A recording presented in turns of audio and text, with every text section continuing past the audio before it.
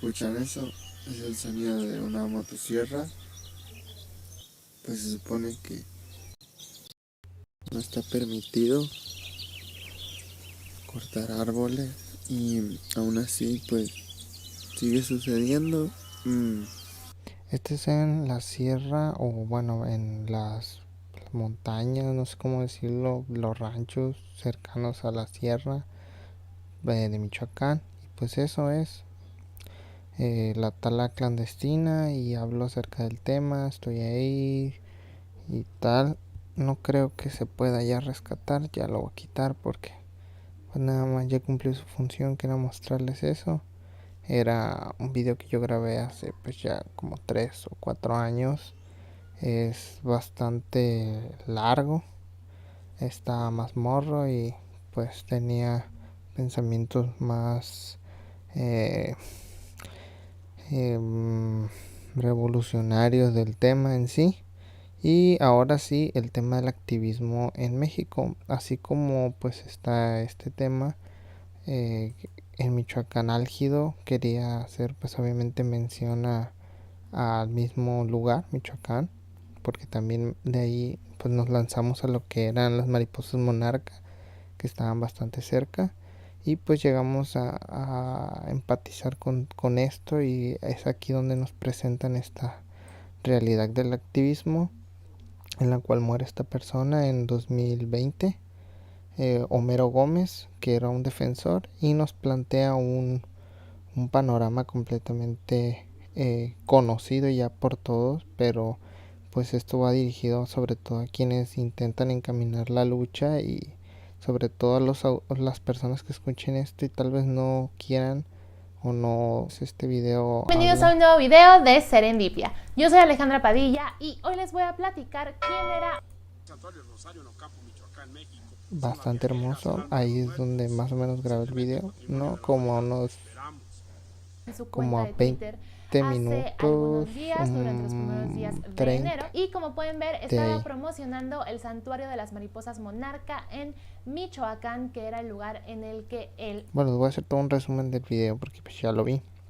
Esta muchacha comenta pues quién es, qué le pasó, desapareció, dónde apareció, de qué forma, o sea, muerto en una caleta, en un pozo, pero pues se veía medio intencionado ahí colocarlo.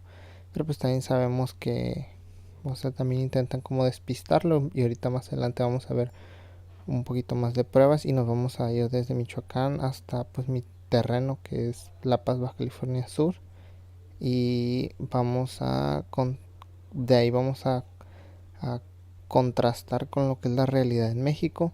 Esta muchacha pues sigue tocando el tema del activismo y de por qué en general ocurrió todo esto. Me parece que por aquí tal vez se pueda. Derechos Humanos de Michoacán emitió un comunicado en el que le pedía a la Fiscalía de Michoacán que no descartara el activismo de Gómez como motivo de su Eso es desaparición. importante. En ese momento no había noticias sobre su asesinato, simplemente estaba desaparecido. En este momento la CEDH también pidió que se emitieran las medidas de protección necesarias para su familia. Y en ese mismo lapso, es decir, durante el tiempo que estuvo desaparecido, la familia del activista denunció que había sido amenazado por grupos criminales debido a su lucha en contra.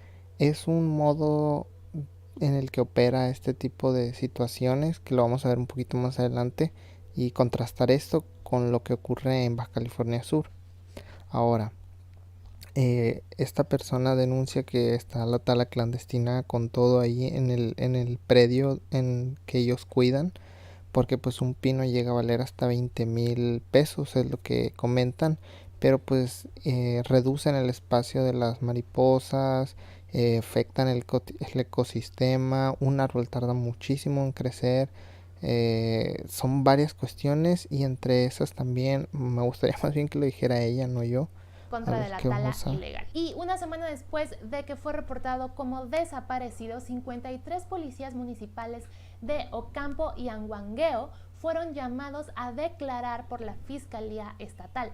Sobre esto no hay mayor detalle, las notas periodísticas solamente dicen eso era lo que quería fueron llamados por la Fiscalía y ya, escuchar. O sea que no está claro cuál fue su participación en la desaparición del activista, pero definitivamente no es un buen indicio. Y como les decía al principio de este video, bueno, Pues ocurrió eso, lástima, la verdad es que es triste que siga ocurriendo. Me metí antes de ver todo esto a Animal Político y algunas otras páginas que considero pues medianamente serias en estos temas, y pues obviamente el activismo es una de las principales actividades más peligrosas de realizar en México y casi en el mundo. Estas personas pues prácticamente entran a la boca del lobo, al igual que lo son muchas veces los periodistas, y de aquí trasladarnos a lo que es, por ejemplo, esta persona. Eh, Aquí se llama en Baja California Sur. Es un proyecto que realizaron los Cardones para hacer una minería a cielo abierto en una de las principales regiones que abastece de agua a la ciudad. Y pues este activista David Sosa venía de Canadá y estaba en la lucha activa para proteger el lugar.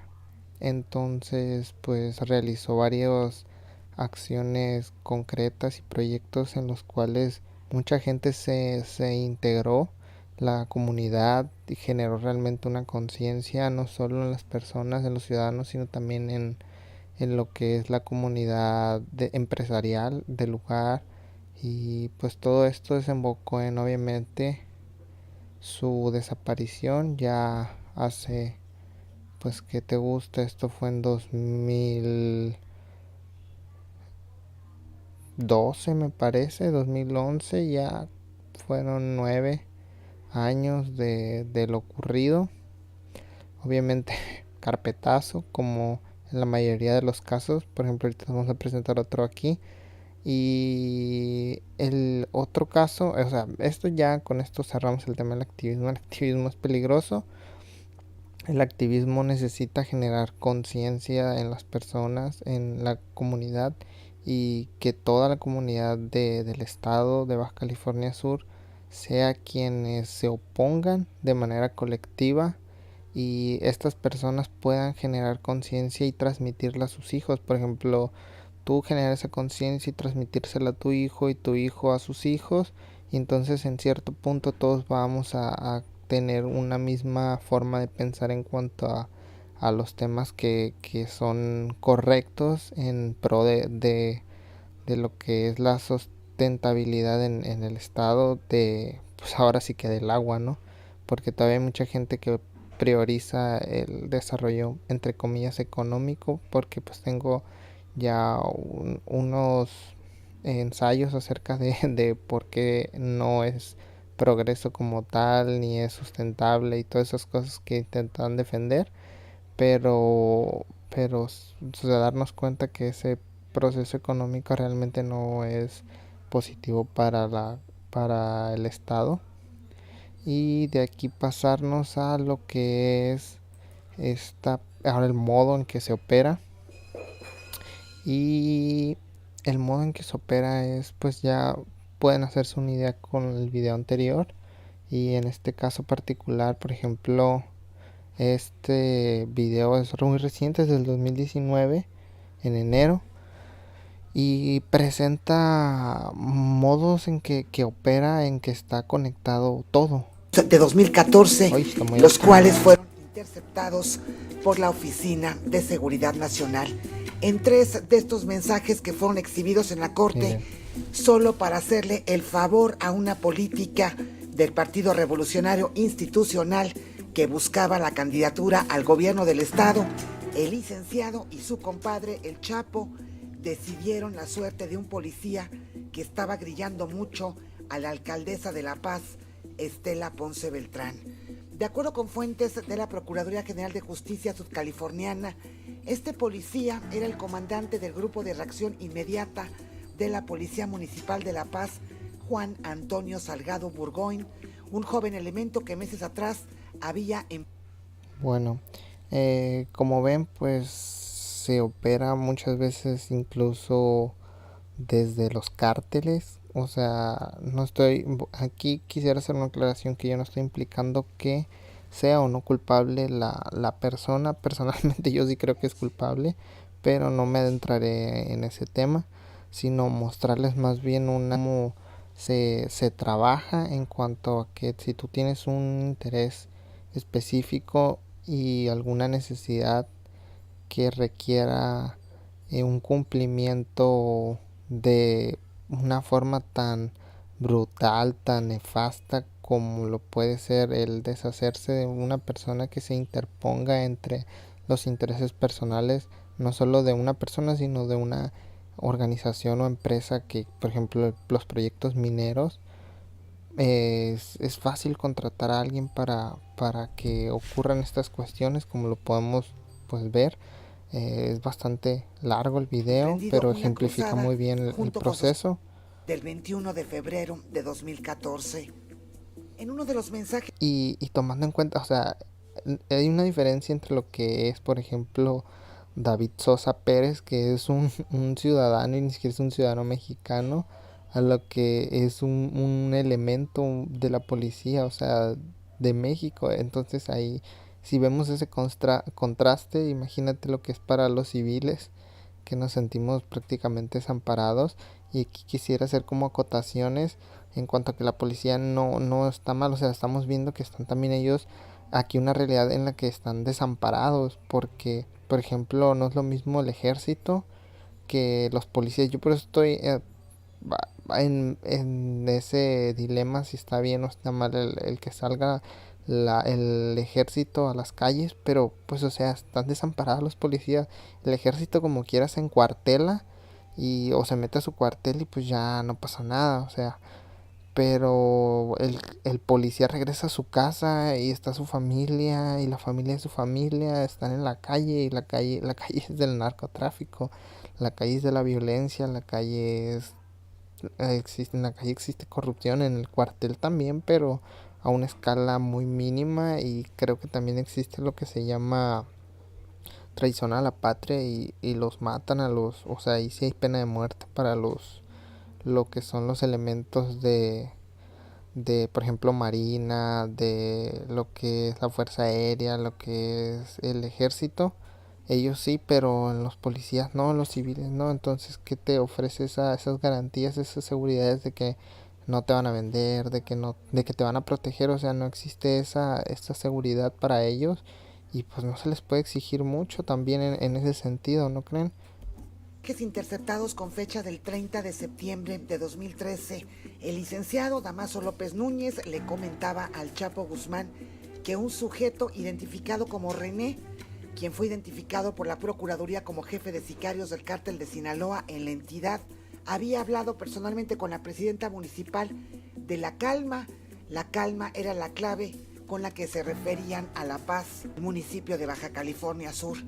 Por otra parte, el René platicó personal con la presidenta municipal, es de las favoritas como candidata por el PRI para el gobierno del estado, quiere que le quitemos renunciando a un poli que está grillando mucho y la está afectando en la política, y se puso a la orden, que en su momento también ocuparía un apoyo en la campaña, le escribió Damaso López Núñez, el licenciado.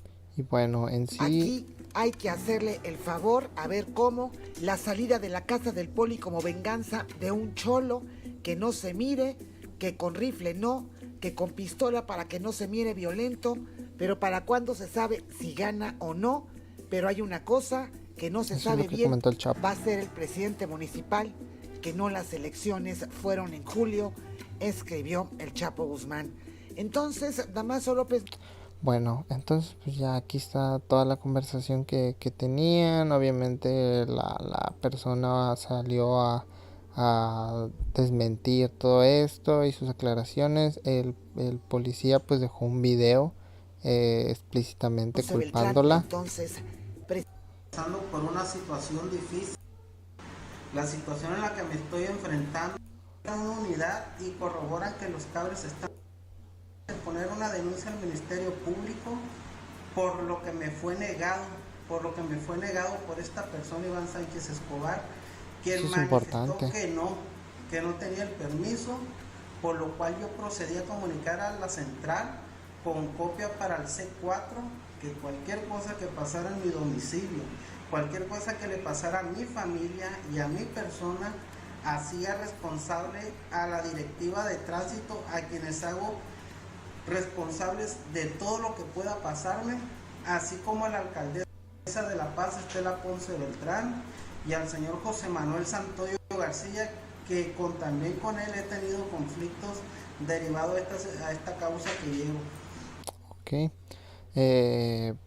pues pedía un monto mayor para, para lo que es el cuerpo de policía y mejor equipamiento, lo cual pues no está del todo mal, supongo. Pero bueno, siguió, avanzó todo esto y muchos elementos salieron por cuestiones de, entre comillas, confianza, los exámenes de confianza, que también fue muy arbitrario. Me parece que estuvo mal todo ese proceso, pero lo voy a ver más adelante junto con el de los maestros. Y en ese sentido, pues, esta persona, pues ya entendemos su cuestión. Ya podía presentir también cómo iba a terminar el desenlace de esta situación, pero más allá de eso, el contraste del proceso en que se van corrompiendo cadenas de mando hasta llegar a dejar desamparado al individuo, a diferencia, por ejemplo, de lo que es un soldado. Me parece que si se encuentran desamparados, ¿no?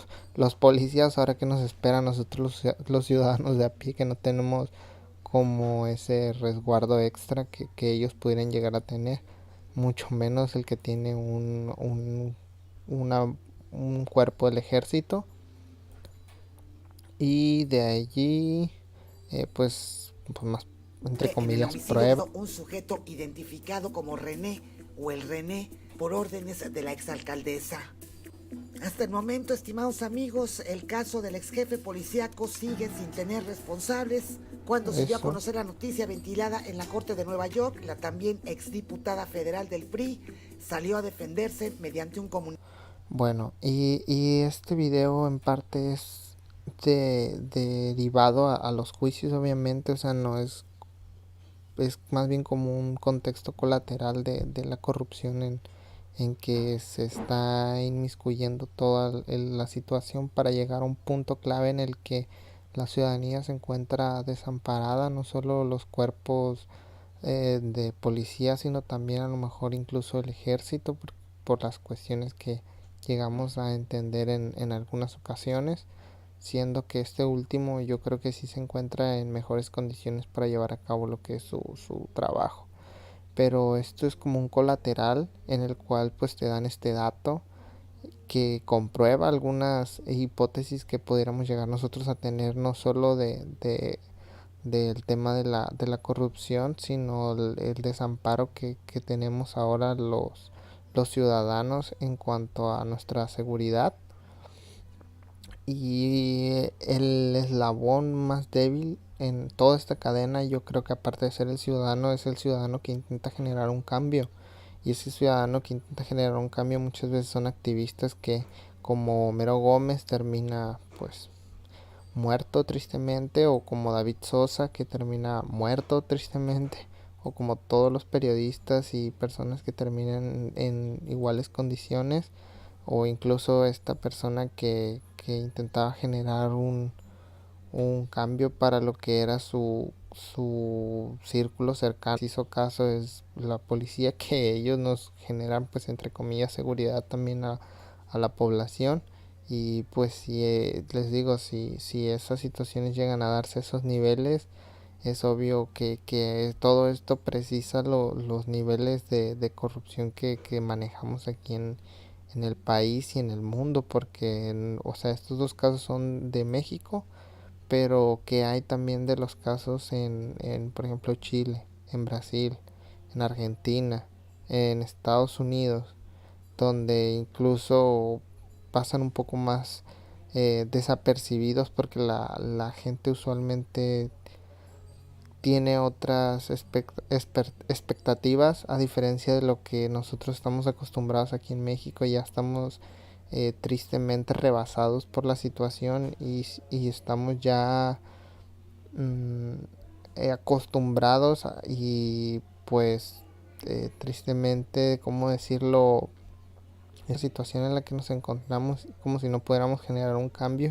Ciertamente es muy difícil y y va a tardar mucho tiempo, pero yo creo que el mejor cambio que pudiéramos llegar a hacer sería eso, la educación a las nuevas generaciones, irlos eh, preparando para afrontar situaciones como estas, en el que por ejemplo ya la insuficiencia alimentaria no sea una problemática, con huertos comunitarios, que vayan ellos viendo que su acción colectiva genera en sí un cambio tangible para la realidad no solo de ellos sino de más personas, y de ahí partir a otras cuestiones como la importancia del agua para mantener esos cultivos, del agua para mantenerse activo y vivo en la ciudad, y de ahí desplegarse a las necesidades, por ejemplo, básicas en cuanto a que la gente trabaja sobre todo para mantener obviamente una vivienda y un alimento, pero si la insuficiencia alimentaria es cubierta y si hay alimento y ves otras formas de generar alimento, pues a lo mejor cambian tus perspectivas en cuanto a las necesidades. Ya no necesitas más el trabajo que el agua, por ejemplo, que muchas veces la gente no llega a, a vislumbrar o a ver esa cuestión en cuanto a que el agua es más importante que el trabajo, el dinero, porque el dinero sí te compra botellines y agua, pero cuando no hay agua, ¿y cómo le haces? Sobre todo aquí en el estado. Y es necesario que la gente vaya generando esa clase de conciencia, y es completamente una cuestión de activismo, de un activismo inteligente, pero ese activismo muchas veces es menoscabado por obviamente esta cuestión que les digo ya tenemos internalizada, de que existe esa corrupción porque le existe. O sea, sería iluso creer que no existe. Sería también las cuestiones de seguridad. Cuando tienes un hijo o una familia, todos la tenemos y no todos estamos dispuestos a dar el sacrificio mayor que es incluso la vida. Porque por ejemplo en el caso de David Sosa, pues vemos cómo se expresa su pareja, y es triste que dice que uno de sus hijos incluso ni lo recuerda, y o sea, esa persona ni siquiera era de México y aún así dio la vida por este terruño, por la paz. Y de igual forma es las cuestiones morales que nos atienden a todos no solo los paseños o los mexicanos, sino en todo el mundo, van más allá o nos rebasan en cuanto a lo que vamos a dejarles a las siguientes generaciones. Y no es que le vamos a dejar a las siguientes generaciones, sino qué generaciones vamos a dejar al mundo. Y es ahí donde ratifico que lo necesario es ir generando esa conciencia, no solo con nuestros hijos, sino sembrarla en otros jóvenes, y el mundo va a ir cambiando en medida de que esto vaya ocurriendo. ¿Por qué debemos de atender este tema ahorita? Porque con las crisis que se vienen, con las cuestiones que tenemos que atender en cuanto al que el clima y en general los recursos ya están bastante explotados, va a existir una intención de reactivar rápido o de una manera brusca la economía, y lo cual va a desembocar en muchos proyectos que probablemente van a pasar por alto temas importantes como incluso lo puede ser el agua, con tal de activar un sector extractivo de recursos mineros por encima de la salud de las personas, tomando no solo la parte política de generar empleos para recibir votos, sino generar empleos para activar la economía, porque mucha gente va a necesitar trabajo y debemos de estar conscientes de eso. Y no solo es la minería, sino también son proyectos que se llevan a cabo en playas, destruyendo manglares, en la ciudad, siendo muy brusco con la sociedad, con el transeúnte.